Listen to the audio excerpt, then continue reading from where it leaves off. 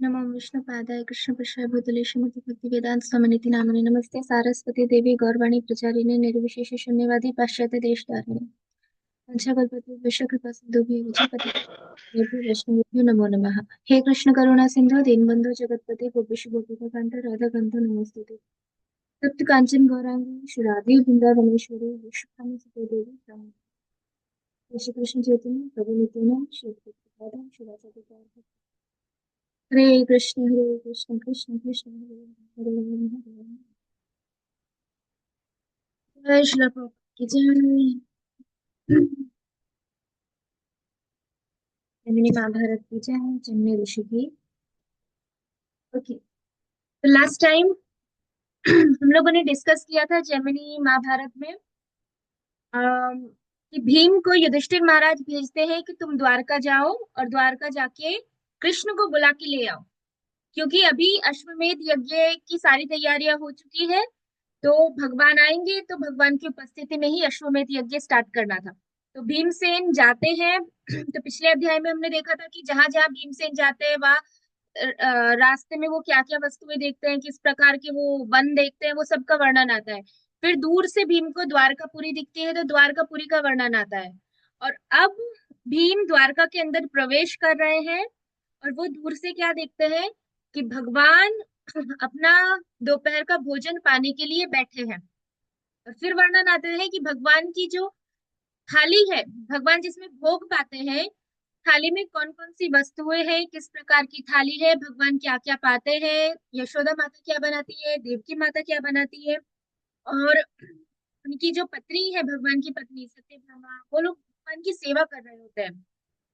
और तब भगवान भोग पाते हैं। हम कैसे करते हैं, भगवान को खा देते हैं और फिर वेट करते हैं, बस जल्दी से खा लो जल्दी से खा लो तो फिर हम खा सकते हैं।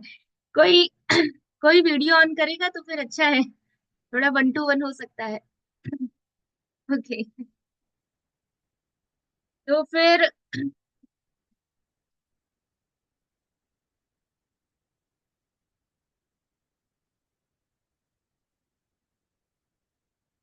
भगवान की थाली का वर्णन आता है।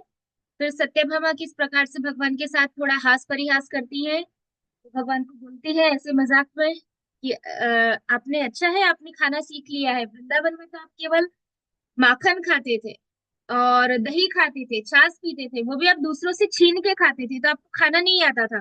अभी आप देखो आपके पास 56 भोग की थाली आप कितने अच्छे से पा रहे हैं। तो आपने द्वारका में आके भोग पाना सीख लिया है। तो ऐसे करके थोड़ा हास परिहास होता है।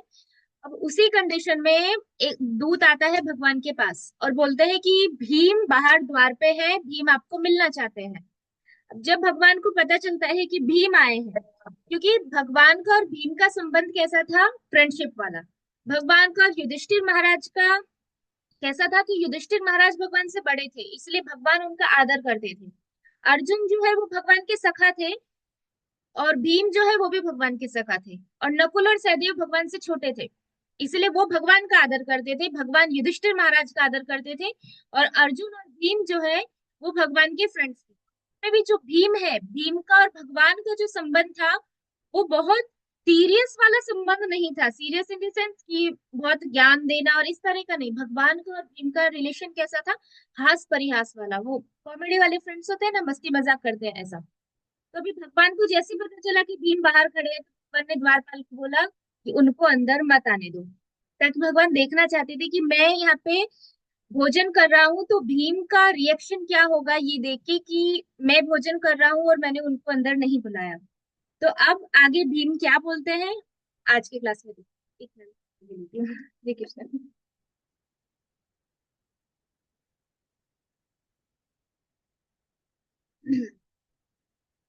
तो 10वां अध्याय है। टोटल जैमिनी महाभारत में कितने अध्याय थे, मैं भूल जाती हूँ। तो हम 10वें अध्याय पे ही पहुंच रहे हैं। टोटल 68। तो 10वां अध्याय है श्री कृष्ण का भीम से भोजन के लिए मनोविनोद करना। तो जैमिनी जी बताते हैं जन्मेजय को कि राजन, जब श्री कृष्ण ने भीमसेन को भवन में प्रवेश करने से मना कर दिया, तब वे इस निषेध आज्ञा को अपना अपमान समझकर हंसते हुए मेघ की गंभीर वाणी में बोले। कौन? भीम बोले। भीमसेन ने कहा, हे कृष्ण, कृष्ण को बोल रहे हैं, यह तो बताओ। नहीं, कृष्ण को नहीं, उनको जो द्वारपाल थे उनको बोल रहे हैं कि यह तो बताओ, यदि माधव श्री कृष्ण मेरी अवहेलना करके अकेले भोजन कर रहे हैं तो वे यहाँ क्या करना चाहते हैं? क्या देवकी देवी की मृत्यु हो गई है, या सत्यभामा का ही स्वर्गवास हो गया है, अथवा इस राज्य में मेघों ने जल की वर्षा नहीं की है जिससे अन्न की महंगाई पड़ गई है, अथवा किसी राक्षस ने इनके पुत्र और पौत्रों को बलपूर्वक संहार कर डाला है, या ये श्रीहरि स्त्रियों के साथ ही भोजन करते हैं? वो क्या बोल रहे हैं कि मुझे इनवाइट नहीं कर रहे हैं, अकेले भोजन कर रहे हैं, तो ऐसा तो नहीं है कि देव की माता की मृत्यु हो गई है, या तो फिर उनकी पत्नी की मृत्यु हो गई है, या फिर उनके बच्चों का अपहरण कर लिया है, या फिर वर्षा नहीं हुई है तो अन्न कम पड़ रहा है उनके घर में, या तो फिर ऐसा नहीं है कि मैं पुरुष हूं और अंदर सारी स्त्रियां हैं तो उनको स्त्रियों के साथ ही भोजन करना है और मेरे आने से उनको आपत्ति होगी इसलिए वो मुझे बुलाना नहीं चाहते हैं, ऐसा भीमसेन ने बोला। ज्योति, तुम भी वीडियो ऑन कर सकती हो, जो लोग घर पे हैं। आगे जैमिनी जी बोलते हैं अभी। भूपाल, भीमसेन ऐसा कह ही रहे थे कि भगवान श्री कृष्ण ने कौतुक के लिए, मतलब मजाक के लिए, फेनिकाओं को चबाना शुरू कर दिया। मतलब भीम बोलते जा रहे हैं और भगवान ने भोजन पाना शुरू कर दिया जानबूझ के, जिसके दबने से जोर जोर की आवाज आने लगी। मतलब भीम बाहर भूखे हैं, वो वेट कर रहे हैं, और यह भगवान ने जानबूझ के भोजन पाना स्टार्ट किया ताकि उसकी आवाज भीम को सुनाई दी और भीम को लगे कि भगवान ने भोजन प्रारंभ कर दिया है। फिर श्री कृष्ण पापड़ चबाने लगे, उससे और भी जोर से शब्द होने लगा और आवाज आने लगी। इसके बाद वे कढ़ी पीने लगे, जिसको घोटने से गले में घटघट आवाज आने लगी। तो ये सारी आवाजें भीम को सुन रही थी कि भगवान कढ़ी पी रहे हैं, पापड़ खा रहे हैं। उस समय भीम को चिढ़ाने के लिए उन्होंने होठों से विचित्र ही भाव भंगी बना ली। तब भीमसेन उस शब्द को सुनकर हंसते हुए कहने लगे, अरे, जो पहले मट्ठा पीने के अभ्यासी थे, मट्ठा मतलब छाछ, मट्ठा बोलते हैं छाछ को, जो पहले छाछ पीने के अभ्यासी थे, वे इस समय औटाया हुआ दूध कैसे पी रहे हैं? मतलब पहले भगवान क्या करते थे, वो तो गांव में रहते थे ना, तो छाछ ही पीते थे, तो भगवान भीम मजाक कर रहे हैं कि अभी औटाया हुआ दूध कैसे पी रहे हैं, अभी रबड़ी और ये सब कैसे खा रहे हो, आप तो गांव के हो, आप तो पहले खाली छाछ पीते थे। मैं उस दाई को भी नहीं जानता जिसने इनके गले को बढ़ा दिया है। मतलब पहले कुछ नहीं खाते थे और अब इतना सारा खाने लगे हैं। यदि पता लग जाए तो उस पापिन दाई की नाक ही काट लेनी चाहिए, अथवा उसका वध कर देना ही उचित होगा। ना जाने उसने इनके गले में अंगूठा डालकर उसे बढ़ाया था, या मूसल अथवा हल डालकर इनका गला बढ़ाया था। अब देखो, भगवान को, भगवान के भक्त ऐसे भी होते हैं जो भगवान से ये सारी बात करते हैं और भगवान इसमें कोई अपराध नहीं लेते। तो हम सोचते हैं कि प्रभुपाद ने एक्चुअली हमको जो दिया है, जो भाव, जो भक्ति दी है, वो ब्रज की भक्ति दी है, और ये ब्रज की भक्ति है। ब्रज में भगवान की जो फ्रेंड्स है, ग्वाल बाल है, वो इसी तरीके से भगवान से बात करते हैं। यहाँ भीमसेन भी कैसा है कि इनके गले में अंगूठा डाल के गले को बड़ा किया था, या मूसल डाल के गला बड़ा किया था, या पूरा हल डाल दिया था कि ये इतना सारा खा रहे हैं, ऐसा बोल रहे हैं। परंतु जब श्री कृष्ण ने उनकी बात अनसुनी कर दी, भगवान ने सुना ही नहीं, भगवान ने इग्नोर कर दिया, तब पांडु नंदन भीमसेन फिर से बोले, क्या तुम्हारे गले में बड़ा अटक गया है? हम बोलते हैं ना नॉर्मल लैंग्वेज में कि मुंह में मग भरे हैं, कुछ बोलो, ऐसा बोलते हैं ना नॉर्मल लैंग्वेज में, तो वो भी ऐसा बोल रहे हैं भीम। क्या तुम्हारे गले में बड़ा अटक गया है? क्या मैं आकर उसे अपनी गदा से मसल दूं? तो गले में गले में बड़ा अटक गया है। फिर बोलते हैं, नहीं नहीं, खुद ही बोल रहे हैं, नहीं नहीं, मेरे इस तर्क को धिक्कार है, धिक्कार है, क्योंकि प्रलय काल में जिनके गले में बड़े बड़े पर्वत, नित्य बिना किसी अटक के प्रविष्ट हो जाते हैं, वहां इस बेचारे छोटे से बड़े की तो क्या गिनती की जा सकती है। मतलब भीम यहाँ पे भगवान का ग्लोरिफिकेशन भी कर रहे हैं और साथ ही साथ वो भगवान से हास परिहास भी कर रहे हैं। ग्लोरिफिकेशन क्या है कि वो बता रहे हैं, क्योंकि भगवान जवाब नहीं दे रहे हैं, भीम बोल रहे हैं ताकि भगवान को उकसाए और भगवान कुछ बोले, लेकिन भगवान जानबूझ के इग्नोर कर रहे हैं। तो भीम ऐसे बोल रही है कि आपके गले में कोई बड़ा तो नहीं अटक गया। और फिर बोलते हैं कि अगर अटक गया है तो मैं उसको अपनी गदा से मसल देता हूँ, तो आप कुछ बोलो। फिर भगवान का ग्लोरिफिकेशन कर रहे हैं कि नहीं, आपके गले में बड़ा कैसे अटक सकता है, जब प्रलय होता है तो पूरे के पूरे पर्वत के पर्वत निकल जाते हो, कि अल्टीमेटली प्रलय के टाइम सब कुछ भगवान के शरीर में चला जाता है। तो बोलते हैं कि जब पर्वत आपके गले में नहीं अटकते तो एक छोटा सा बड़ा तो कैसे अटकेगा, फिर ऐसा बोल रहे हैं। फिर आगे बोल रहे हैं, परंतु गोविंद, ज्योति भी गई, प्रिया माता जी भी गए। वीडियो, किसी का वीडियो मैं नहीं। तो यहीं पर ही हूँ दी। अच्छा, तो यहाँ पे आगे कोई और आ गया, एक मिनट। तो जो मेरी स्क्रीन है ना उस पे नहीं दिख रहे हैं। हाँ, अभी मुझे दिखी, अभी मुझे प्राची दिखी।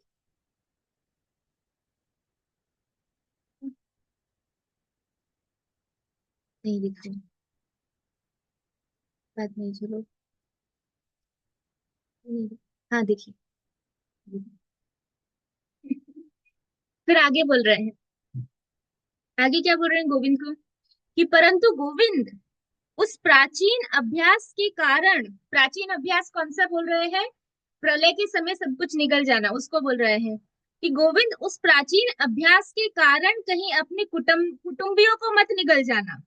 भगवान को ऐसा बोल रहे हैं कि अपने कुटुंबियों को मत निगल जाना।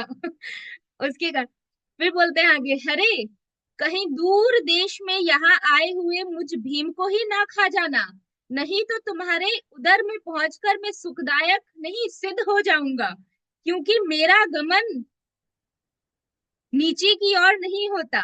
ऐसा बोल रहे हैं, मैं सदा ऊपर की हो रही और ही गमन करने वाला हूँ। ऐसी दशा में तुम्हारे सिर की ओर ही जाऊंगा और वहां प्रवेश करके चराचर विश्व को देखूंगा। क्या बोल रहे हैं कि मुझे मत निकल जाना, मुझे निकलोगे तो मैं तुम्हारे पेट में जाऊंगा, मतलब ऊपर से नीचे जा रहा हूँ, लेकिन मैं कभी नीचे जाने वाला नहीं हूँ, मैं तो ऊपर जाता हूँ।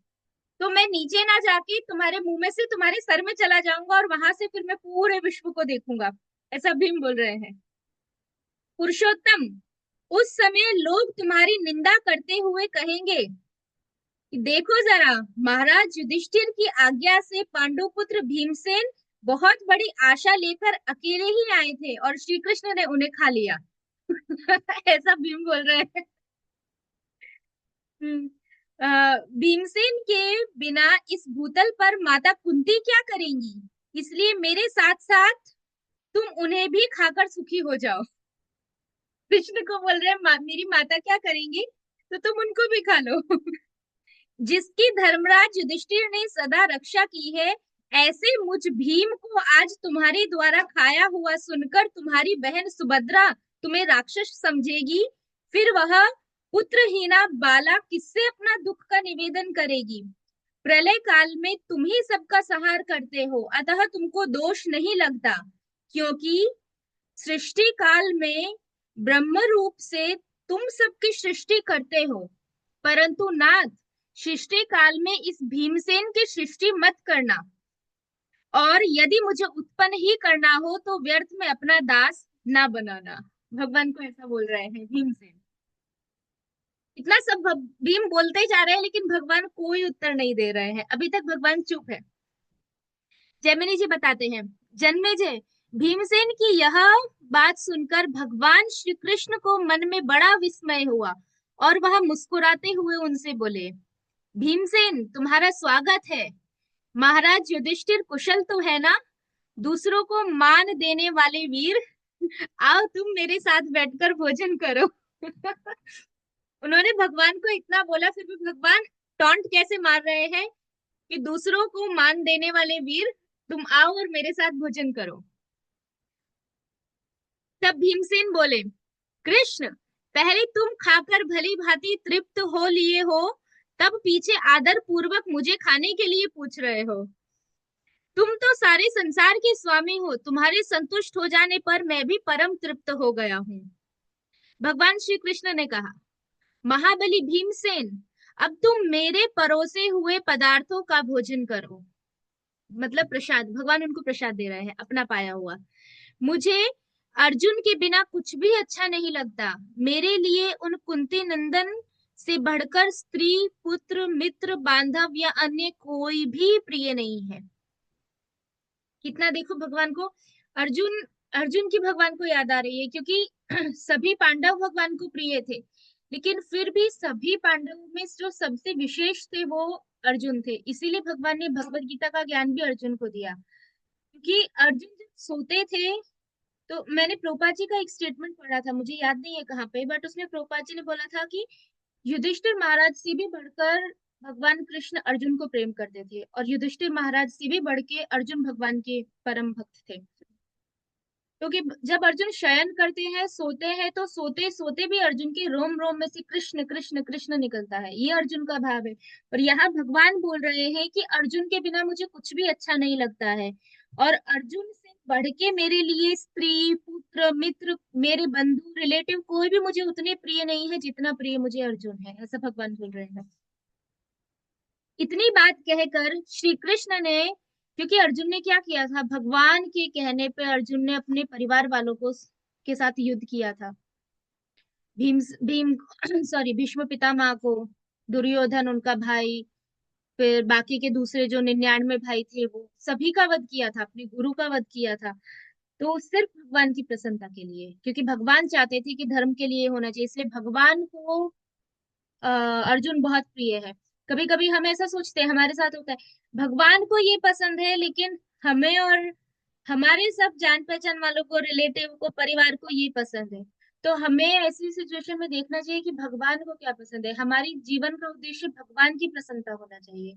भगवान को प्रसन्न करके हम कभी लॉस में नहीं, लेकिन भगवान को अप्रसन्न करके हमें कभी कुछ नहीं मिल सकता। तो वो चीज यहाँ पे, इसीलिए अर्जुन भगवान को इतने प्रिय है।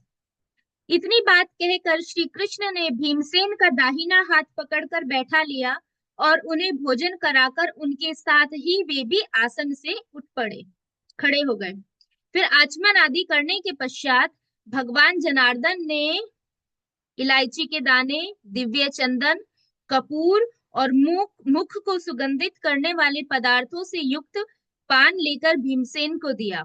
तत्पश्चात उन्होंने अक्रूर, जाम्बवती के पुत्र सांब, प्रद्युम्न, अनिरुद्ध, शठ और निषट को हस्तिनापुर चलने के लिए आज्ञा दी, और कृतवर्मा को आदेश दिया कि तुम शीघ्र ही नगाड़ा बजाओ, जिससे सारा जन समुदाय धर्मराज युधिष्ठिर की नगरी हस्तिनापुर को चलने के लिए तैयार हो जाए।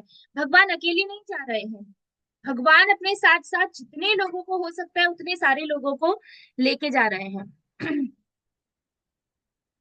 मेरी आज्ञा से ये सब लोग अश्वमेध यज्ञ में सम्मिलित होने के लिए सुखपूर्वक प्रस्थान करें, भगवान बोल रहे हैं।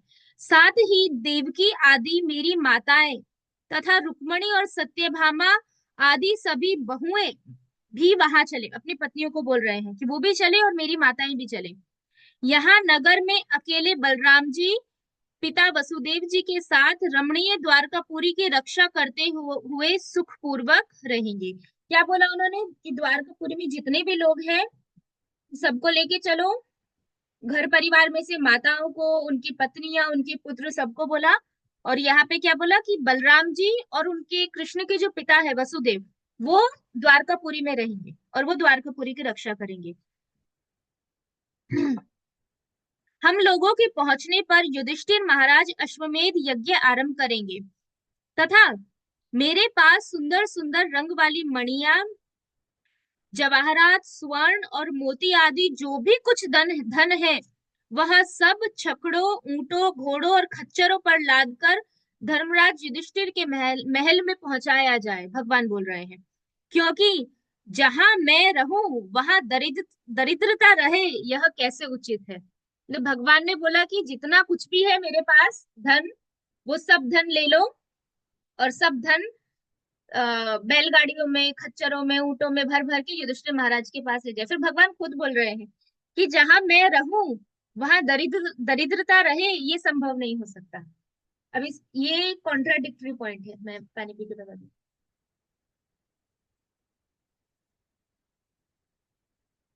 भगवान है लक्ष्मीपति, जहाँ भगवान होंगे वहां लक्ष्मी होगी। लेकिन भगवान के बहुत सारे ऐसे भक्त हैं जिनके पास लक्ष्मी नहीं होती। जैसे वो थे गुजरात के, कौन हो गए, नरसिंह मेहता, उनके पास कुछ नहीं था। फिर सुदामा, फिर हमारे जो षड गोस्वामी थे, उनके पास सब कुछ था, उन्होंने सब कुछ छोड़ के वो वृंदावन में आ गए और उनके पास कुछ भी नहीं रहा खाने के लिए। वो भगवान को रूखी रोटी खिलाते थे, और वो रूखी रोटी में भी वो भगवान को बोलते थे नमक चाहिए तो खुद अपने आप अरेंजमेंट कर लो, मेरे पास नमक भी नहीं है। ऐसी सिचुएशन थी सनातन गोस्वामी की। तो भगवान के जो भक्त होते हैं उनके पास लक्ष्मी हो भी सकती है, नहीं भी हो सकती। शास्त्रों में दोनों कथन है। भगवान बोलते हैं कि जहां भगवान को लगता है कि इसको धन मिलेगा और ये धन का दुरुपयोग नहीं करेगा और मेरी भक्ति की सेवा में लगेगा और सिर्फ मेरी सेवा में लगाएगा, तो भगवान उसको धन देते हैं। और जहां जैसे ही कोई भक्त भक्ति में बहुत आगे बढ़ जाता है और भगवान को लगता है कि ये धन बाधा उत्पन्न कर रहा है, तो भगवान क्या करते हैं, उसका सारा धन छीन लेते हैं। कल ही मैं वो पढ़ रही थी, 10th कैंटो में सुन रही थी कि नारद मुनि को बोल रहे हैं कि कोई भी वो कौन सा है, हाँ, ऐसा बोल रहे हैं भगवान कि अगर मुझे कोई भक्त बहुत प्रिय है, मैं उससे बहुत प्रेम करता हूँ, तो सबसे पहले मैं क्या करता हूँ, उसका सारा धन छीन लेता हूँ और मैं उसको एकदम गरीब बना देता हूँ। फिर वो जब गरीब बन जाता है तो वो इधर उधर से धन ढूंढने के लिए प्रयास करता है, और फिर वो जितने प्रयास करता है धन प्राप्त करने की, मैं उसके सारे प्रयासों को निष्फल कर देता हूँ कि उसको कहीं से भी धन ना मिले। मैं ऐसी अरेंजमेंट करता हूँ कि उसको धन मिलेगा ही नहीं।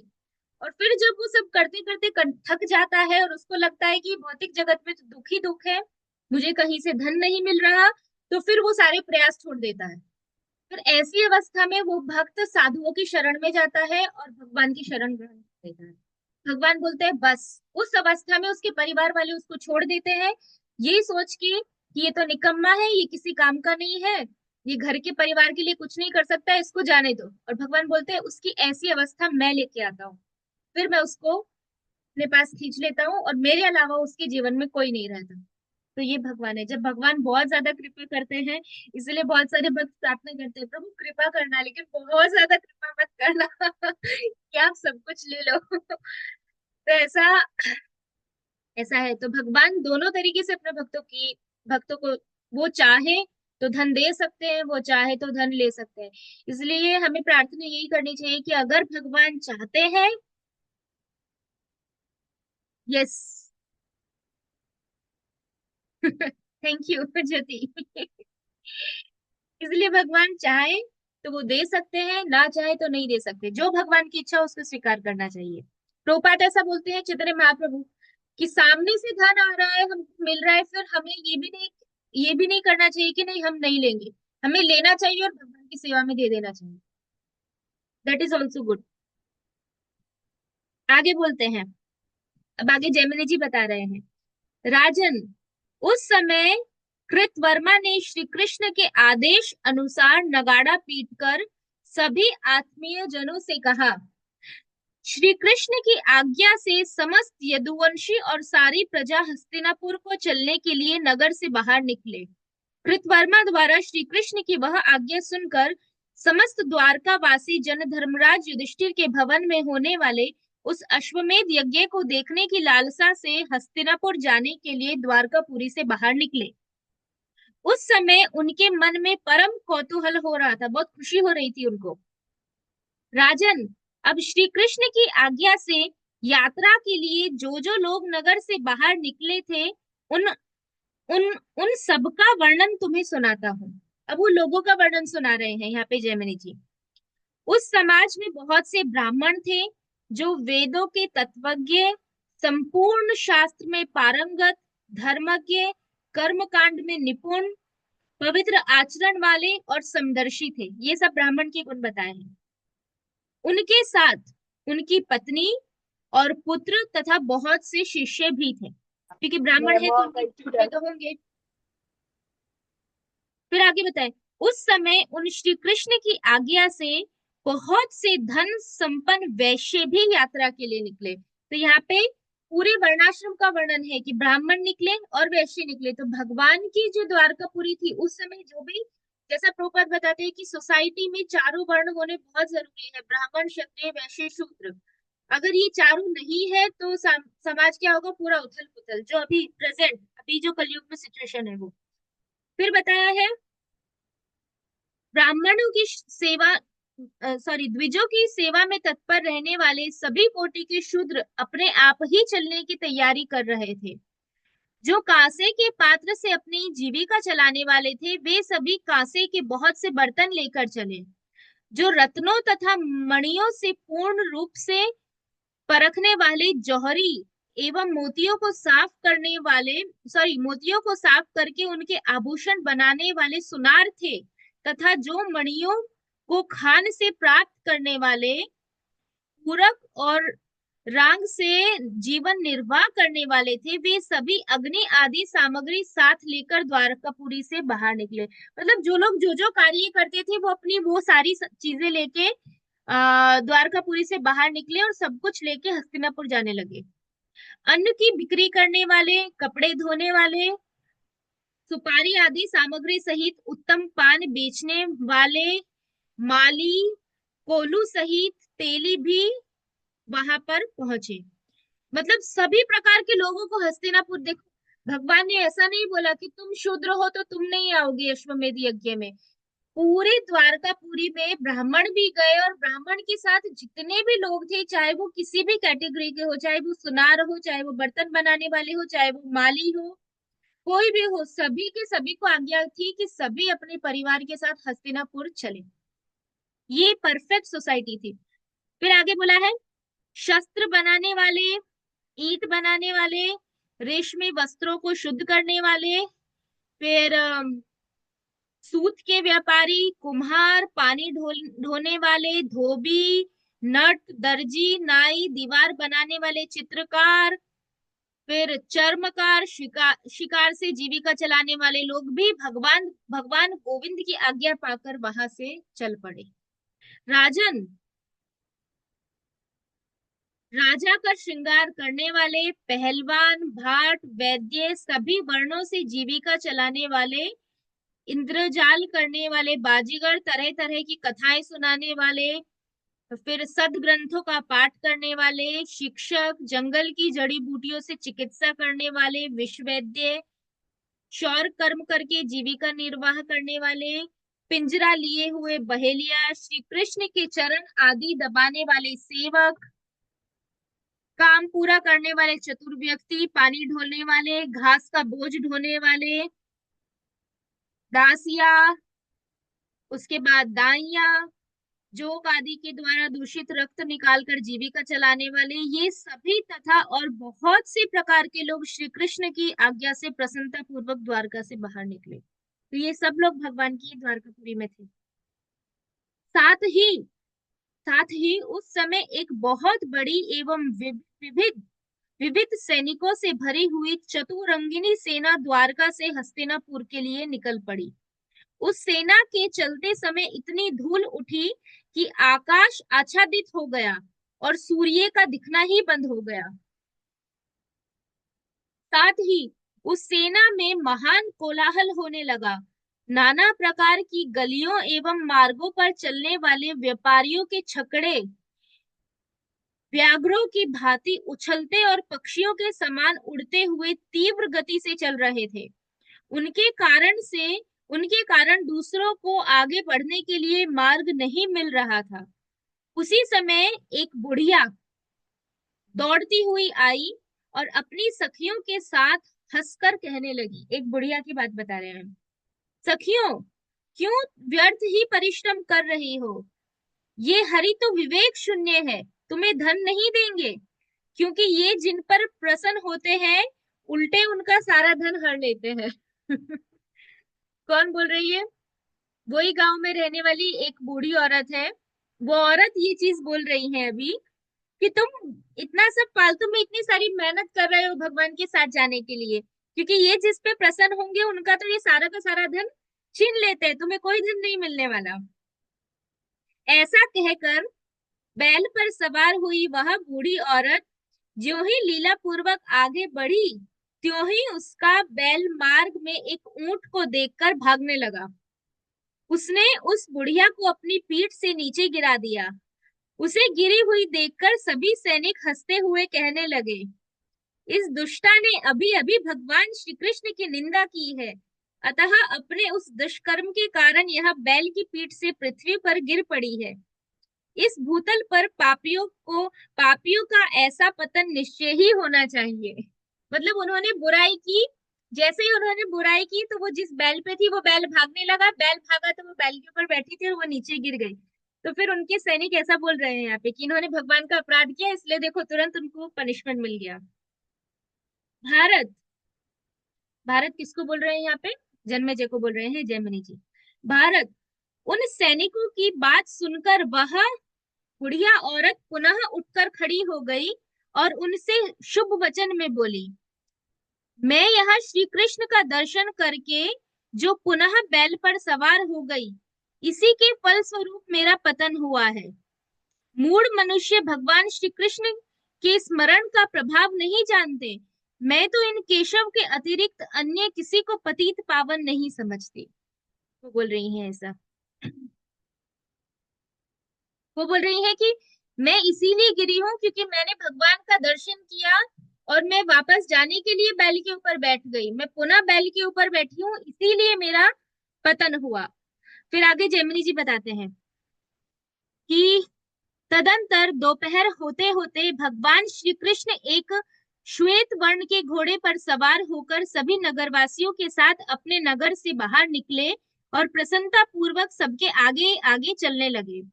वहां उन्होंने अपने घोड़े को, जो दो रस्सियों के मेल से बना था, हाथ में लेकर उससे धर्मराज के नगर की ओर जाने वाले मार्ग का संकेत किया, जिससे सभी लोग उसी रास्ते से चलने लगे।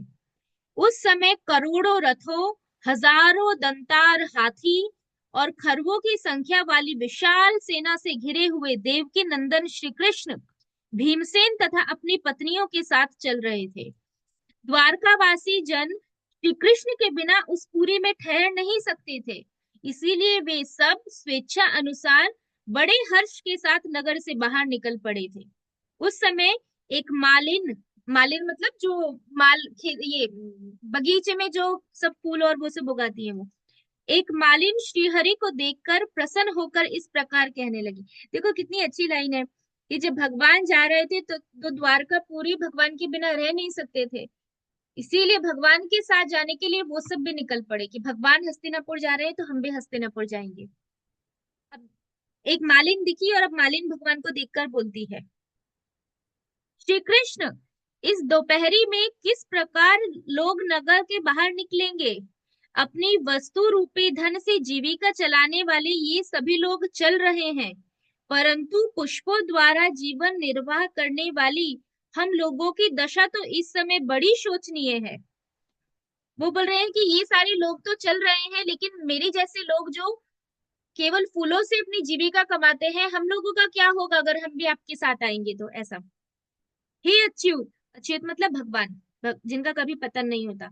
हे अच्युत, मैंने आपके लिए इन पुष्पों का संग्रह किया है, ये इस दोपहरी में कुमला ना जाए। मतलब फूल कैसे होते हैं, आप बहुत देर रखते हैं तो एकदम, कैसे कैसे बताऊं मैं, क्या बोलते हैं गुजराती में, एकदम, गुजराती में क्या बोलते हैं, खिला हुआ फूल है और फिर ऐसे चिमरई मुरझा, जाई। चिमरई जाना। हाँ, मुरझा जाता है पूरा वो, यस। तो वो यही बोल रहे हैं कि मैंने इतने सारे पुष्प आपके लिए इकट्ठे किए हैं, तो इस दोपहर में ये कुंभला ना जाए, इसलिए आपको इनके मूल्य में मुझे मोती तो देने ही चाहिए।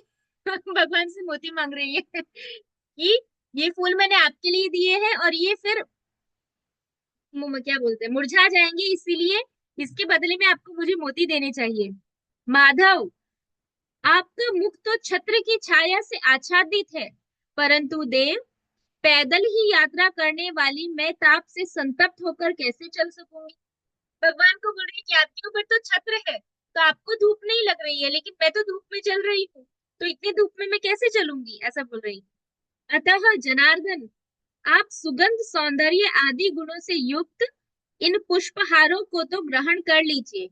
मालिन की यह बात सुनकर श्री कृष्ण मुस्कुराते हुए बोले, मतलब वो पहले ही देना चाहती है कि अगर मैं बाद में भगवान को दूंगी तब तक ये सारे जो फूल है वो मुरझा जाएंगे, फिर इसकी कोई वैल्यू नहीं रहेगी, इसलिए अभी एकदम फ्रेश है तो मैं भगवान को दे देती हूँ, और उसके बदले में भगवान मुझे जो देंगे वो मैं ले लूंगी। तो इसलिए उन्होंने जो फूलों से बना हुआ हार था वो भगवान को दे दिया।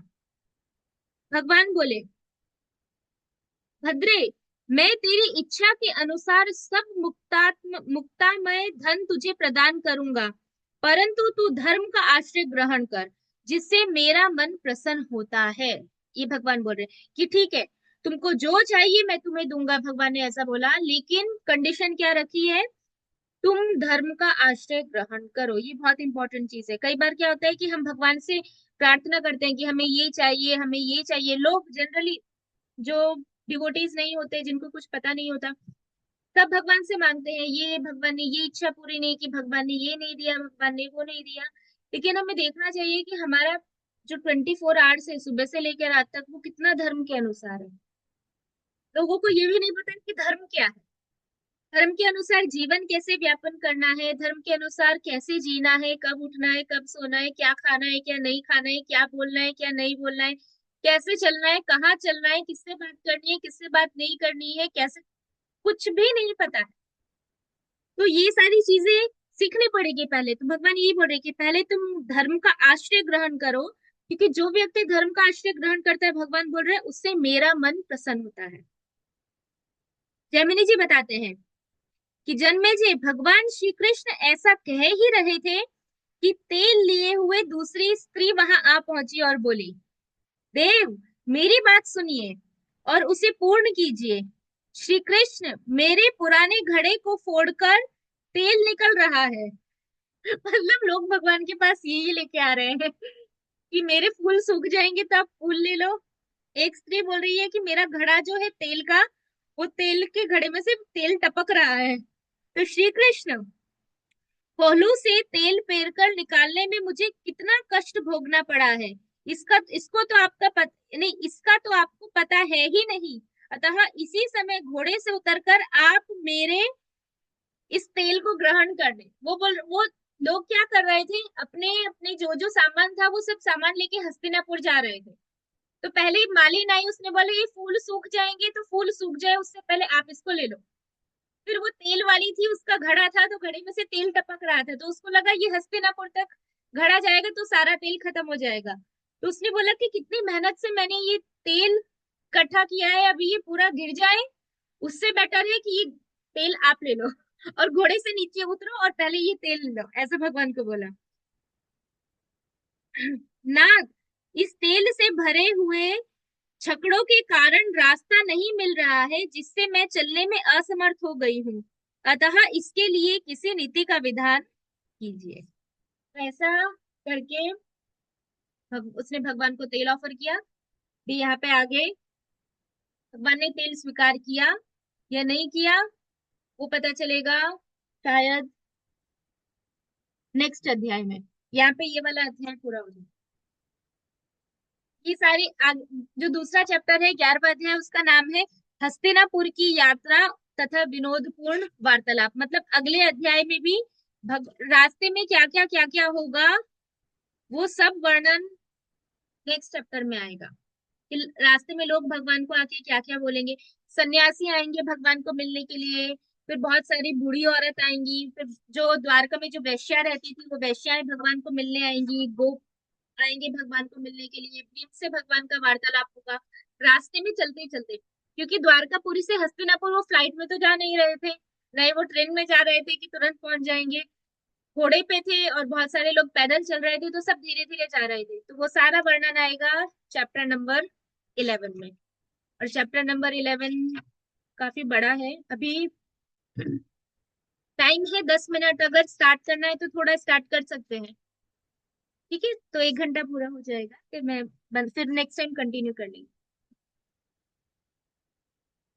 फिर अध्याय 11, फिर अब भीमसेन बोल रहे हैं। महाबुद्धिमान कृष्ण, कृष्ण, भीम हमेशा ऐसे ही बोलते हैं भगवान को, कुछ ना कुछ ऐसे वर्ड से ही बोलते हैं, महाबुद्धिमान बोल रहे हैं, अपनी इन प्रियतमाओं की ओर दृष्टिपात कीजिए। किसको बोल रहे हैं प्रियतमा? वो तेल वाली को और वो जो फूल लेके आई थी उनको। क्योंकि भीम साथ में थे ना, तो भगवान भगवान से आगे वो बातें कर रही थी तो भीम तो देख रहे थे। तो भीम भगवान को बोल रहे, बुद्धिमान श्री कृष्ण अपनी प्रियतमाओं को देखिए तो सही, ऐसा करके बोल रहे हैं।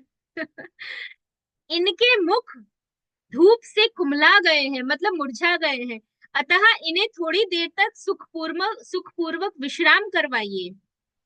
भीमसेन के ऐसा कहने पर भगवान श्री कृष्ण ने अपने नगर से थोड़ी ही दूर पर विश्राम करने के लिए पड़ाव डाल दिया।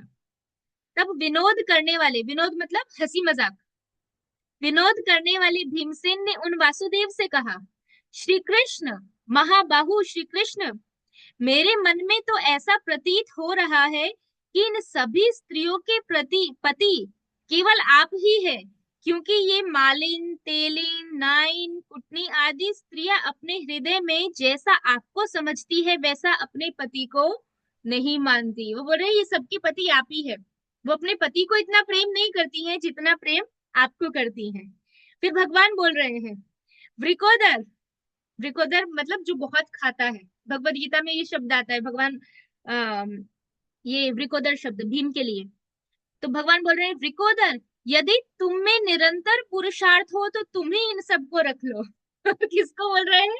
भगवान भीम को, कि अगर तुम में बहुत हिम्मत है, ताकत है, तो इन सभी को, नाई, जो नाई वाली नाइन है, मालिन है, तेलिन है, उन सबको तुम रख लो। भगवान भीम को बोल रहे हैं।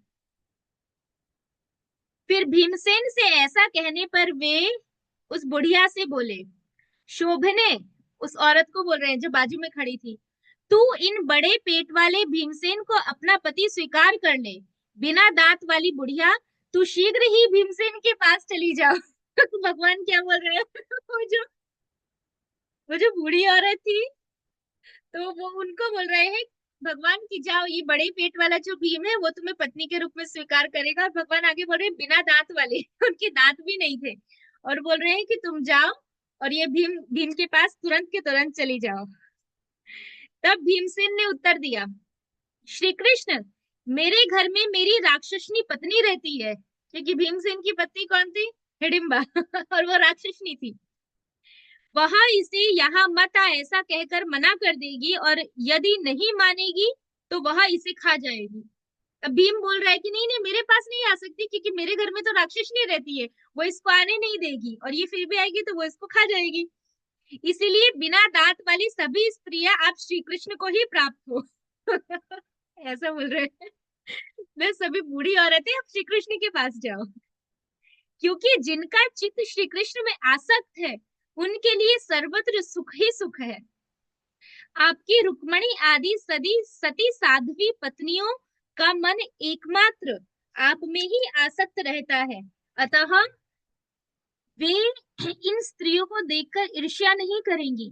कितना अच्छा पॉइंट बोला है यहाँ पे भीम ने, कि मेरी पत्नी तो राक्षसनी है, लेकिन श्री कृष्ण, आपकी सभी जो पत्नियां हैं उनका मन आप में लगा रहता है, और जिसका मन भगवान में लगा रहता है वो कभी किसी से ईर्ष्या नहीं करता।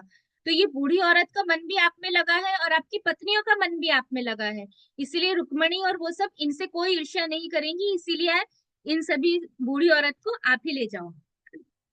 इससे आप भगवान केशव ही इन स्त्रियों को ग्रहण करके प्रसन्न हो, क्योंकि आपके यहाँ पत्नियों में परस्पर सौतिया डाहा नहीं देखा जाता। क्योंकि भगवान की इतनी सारी पत्नियां थी ना, 16,108। तो वो बोल रहे हैं कि आपकी इतनी पत्नी है जो एक दूसरे से कभी कोई ईर्ष्या द्वेष भाव नहीं करती, तो ऑलरेडी इतनी सारी पत्नियां हैं, तो ये वाली स्त्रियों को भी आप ही ले जाओ। यहाँ तक कि ऋक्ष कन्या जाम्बवती भी आपकी पटरानी है, वह भी किसी के प्रति ईर्ष्या युक्त नहीं होती। ठीक ही है, जो लोग आपका आश्रय लेकर व्यवहार में प्रवृत्त होते हैं उन्हें सब तरह से सुख ही प्राप्त होता है, फिर वे इस भूतल पर गतिहीन कैसे हो सकते हैं? श्री कृष्ण ने कहा, भीमसेन, यह तो तुम ठीक ही कहते हो, परंतु स्थान भ्रष्ट लोगों के उद्धार करता तो पवन नंदन भीमसेन ही है। वो भगवान की तारीफ कर रहे हैं और अब भगवान भीमसेन की तारीफ कर रहे हैं। वो बोल रहे हैं कि जो लोग स्थान भ्रष्ट हो जाते हैं उनका उद्धार करने वाले तो भीम केवल तुम ही हो। इसीलिए हे स्त्रियों, तुम भीमसेन के पास जाओ और उन्हें मेरे पास ले आओ।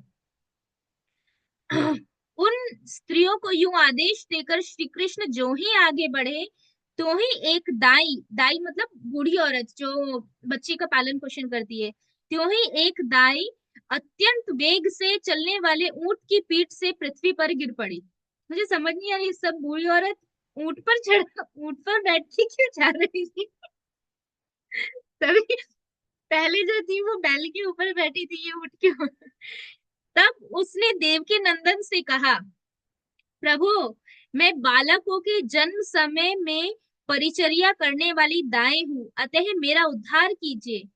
आपको विदित होना चाहिए कि मैं वसुदेव आदि आपके जितने यदुवंशी हैं, मैं उन सबकी सूतिका हूँ। केवल आपकी माता ने ही मुझे छोड़ दिया है, क्योंकि देव, जिस समय देवकी देवी ने आपको जन्म दिया था, उस समय उन्होंने मुझे नहीं बुलाया था। प्रभु, आप तो स्वयं ही अपने आप को प्रकट कर लेते हैं, परंतु ये समस्त यदुवंशी उस तरह अपने स्वरूप को मेरी सहायता के बिना ही प्रकट ना कर सके। ऐसी कृपा कीजिए, क्योंकि माधव, मैं इस सूतिका कर्म से अपना जीवन निर्वाह करती हूँ। दाई की यह बात सुनकर श्री कृष्ण ने भीमसेन से कहा, वो दाई बोल रही है कि जब भी यदुवंशियों में कोई संतान होती है तो मैं ही वहां पे जाती हूँ, लेकिन केवल एकमात्र आप ऐसे हैं कि जब आपका जन्म हुआ तब मुझे नहीं बुलाया, क्योंकि भगवान खुद प्रकट हुए और वसुदेव जी उनको उठा के ले गए गोकुल में। तो बोल रहे हैं कि केवल आपके समय पे आपकी माता ने मुझे नहीं बुलाया, क्योंकि आप अपने आप को प्रकट कर लेते हैं, लेकिन यदुवंश के जो बाकी बच्चे हैं वो खुद को प्रकट नहीं कर पाते, इसलिए वहां मुझे जाना पड़ता है, ऐसा वो बोल रही है। अब उनकी ये बात सुनकर भगवान श्री कृष्ण भीम को बोल रहे हैं, एक सेकेंड।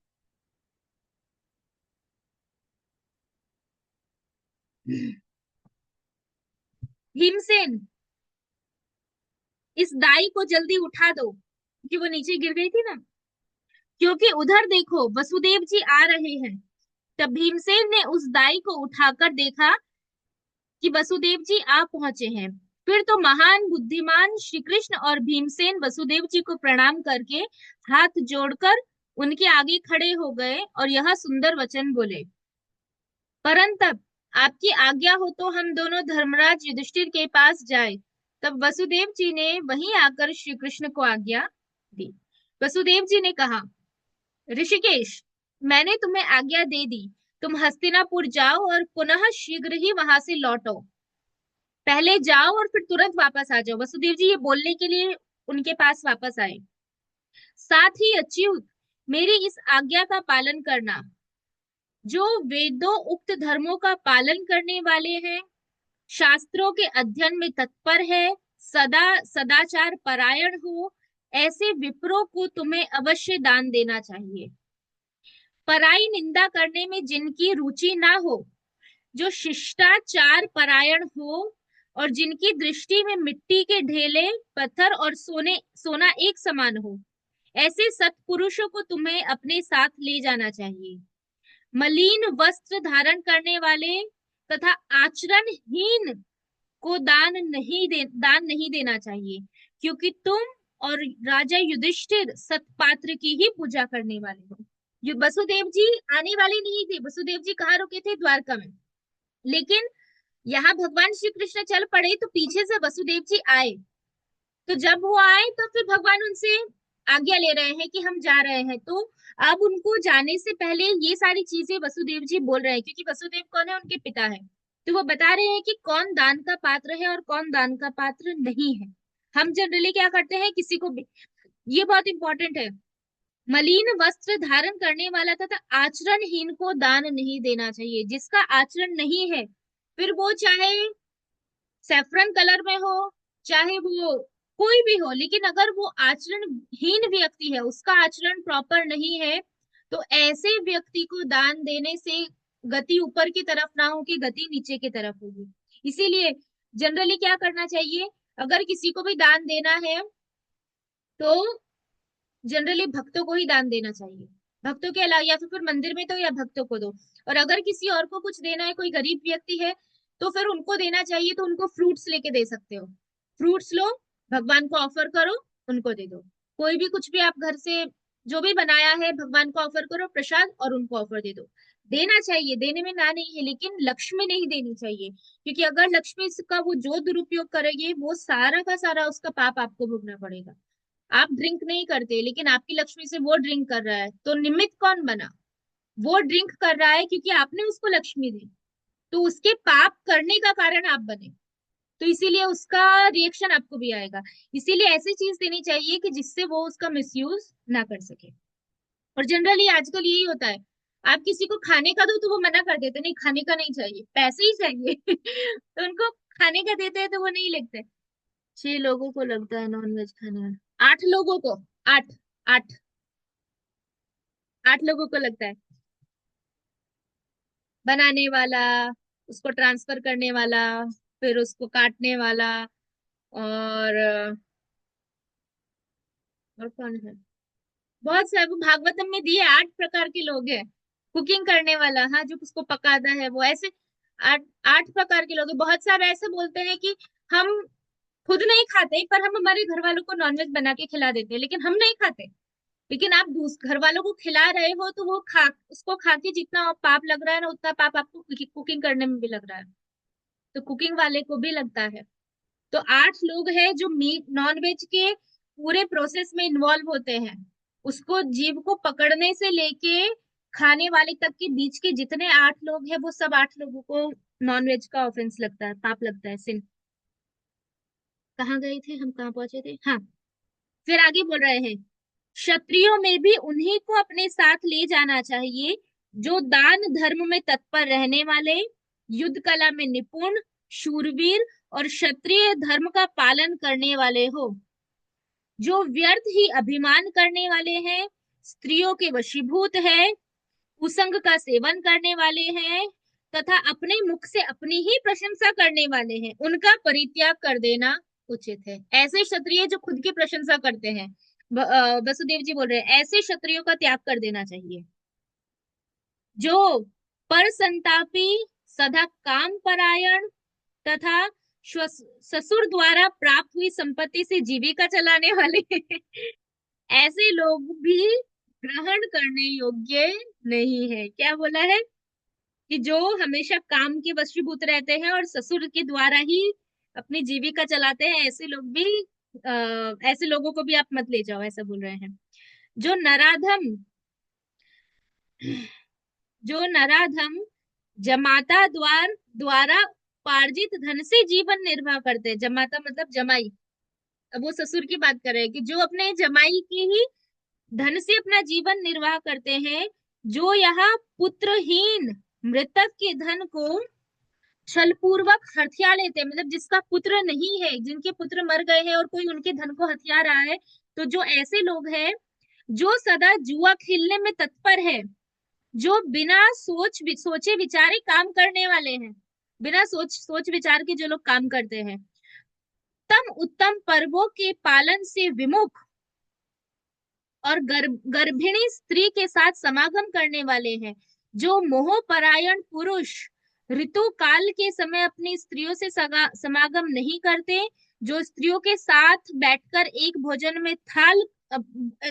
थाल में भोजन करते हैं, जो पाप बुद्धि पुरुष, सॉरी, पराई स्त्री को देखकर काम संतप्त हो जाते हैं, चुगलखोर है, जिनकी बुद्धि सदा पाप कर्मों में लगी रहती है, इनके सिवा जो अन्य प्रकार के पाप कर्म करने वाले हैं, जो सज्जनों की निंदा करने वाले हैं, महापात और निर्दोष पर भी दोषारोपण करने वाले हैं, जो पापी मास पर्यंत व्रतोपास में तत्पर रहने वाली सती साध्वी स्त्री की कामना करने वाले हैं, जो धन संपन्न होकर भी याचक की याचना पूरी नहीं करते, जो दरिद्र होने पर भी तपस्या नहीं करते, भयभीत और बहुत बकबक करने वाले हो, जो पापिनी नारी अपने पति को धोखा देने वाली हो, ग्रह कार्य से मन चुराने वाली हो, ग्रह कार्य से जी चुराने वाली स्त्रियां बोला है, मतलब स्त्रियों का मन घर की कार्यों में लगना चाहिए, कि ये भगवान को पसंद है।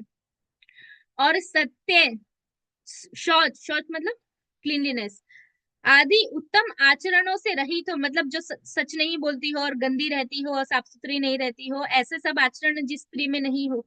मधुसूदन, ऐसे लोगों को तुम्हें कभी भी अपने साथ नहीं ले जाना चाहिए। सोचो, भगवान ऐसे लोगों को द्वारिका से हस्तिनापुर ले जाने में वसुदेव जी मना करे तो गोलोक जाना तो कितनी दूर की बात है। यहाँ से यहाँ ले जाने में मना करे तो गोलोक तो कैसे जाएंगे। सोचो, मैं कितने सारे पॉइंट्स बोले हैं, उसमें से बहुत सारे पॉइंट्स है जो हमारे ऊपर एप्लीकेबल होते हैं।